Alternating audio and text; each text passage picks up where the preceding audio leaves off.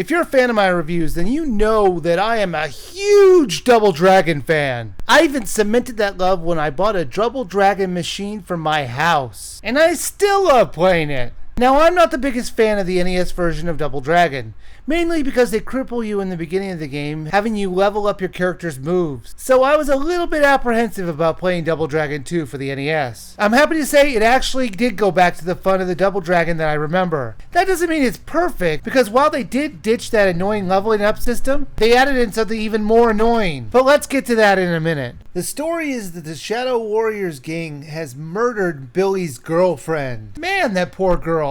First, she gets punched in the baby maker in the first game. Then the brothers end up fighting each other to the death for her. Now she's murdered. Talk about running with the wrong crowd. Anyways, Billy is pissed, as he should be. He decides to take on the Shadow Warrior gang who killed her. That's a pretty hardcore backstory, especially for an NES game. The story is played out through cutscenes, which give you quick story updates and help you explain what the changes in the locale are. One of the things that I really liked about this game was how often the areas would change. The levels would last about 2 to 5 minutes, and the variety was quite impressive. Sometimes you'd be climbing skyscrapers, other times you'd be fighting it out in a helicopter. You never quite know what the next level was going to be. Now the graphics look really good. They had some really good detail for an NES game. While the graphics did look nice, I do have to question why almost every building we go into is purple. What was this place built by Barney?